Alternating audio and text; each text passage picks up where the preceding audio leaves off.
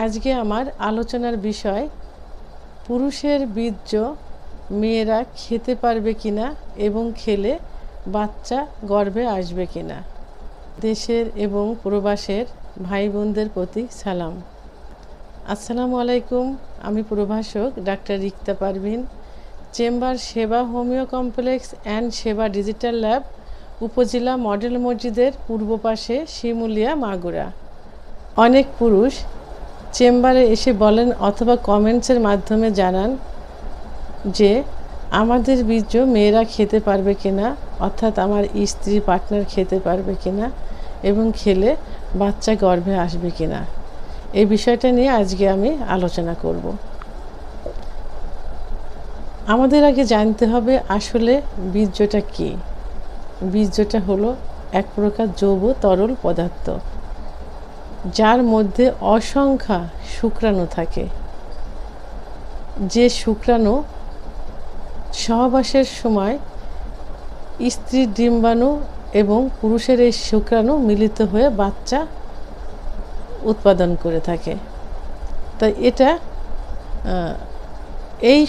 এই বীর্যতে কি থাকে?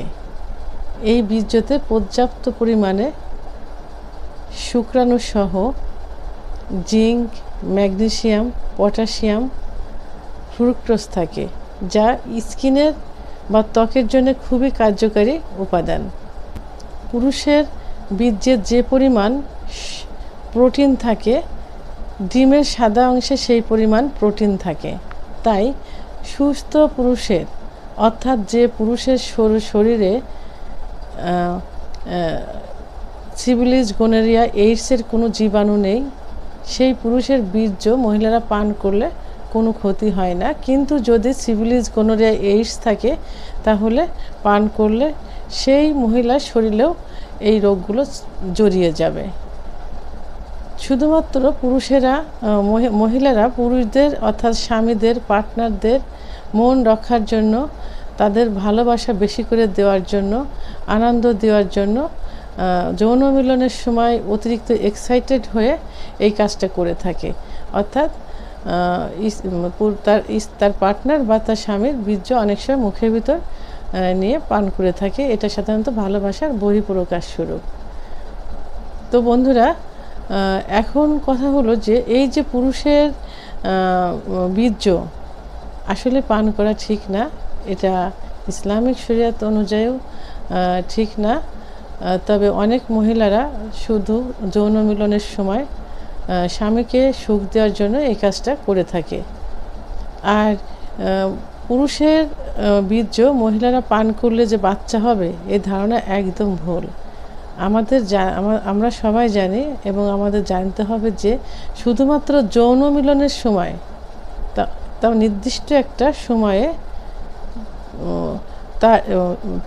তার স্বামীর বীর্য এবং তার ডিম্বাণু একত্রিত হয়ে বাচ্চা উৎপাদন করে। সেহেতু পান করলে কখনোই বাচ্চা উৎপাদন হবে না। কারণ এটা কোথায় যাচ্ছে? এটা স্টোমাক, অর্থাৎ পাকস্থলীতে যাচ্ছে। আর পাকস্থলীতে কখনো তার ডিম্বাণু আসার কোনো ওয়ে নেই বা পথ নেই, সেহেতু কখনোই বাচ্চা হবে না।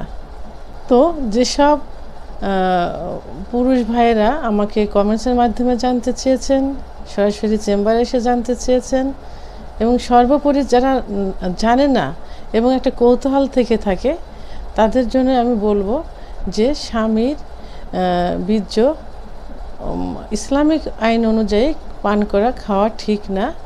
তবে স্বামীকে আনন্দ দেওয়ার জন্য, স্বামীর মন রক্ষা করার জন্য কখনো কখনো এটা মেয়েরা করে থাকে, স্বামীর মন রক্ষা করার জন্য। কারণ অধিকাংশ স্বামী পছন্দ করে যে বীর্যপাত হয়ে যাওয়ার পর তার স্ত্রীর মুখে কিছুটা বীর্য দেওয়া। এটা সবার ক্ষেত্রে না, সবাই এটা করে না।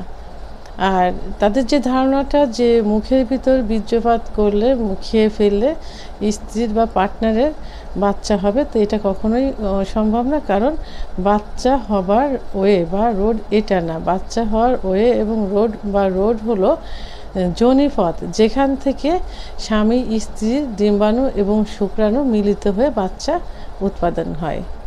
তো তো বন্ধুরা, আমার ভিডিওটি সম্পর্কে যদি কোনো মতামত থেকে থাকে তাহলে অবশ্যই কমেন্টসের মাধ্যমে জানাবেন।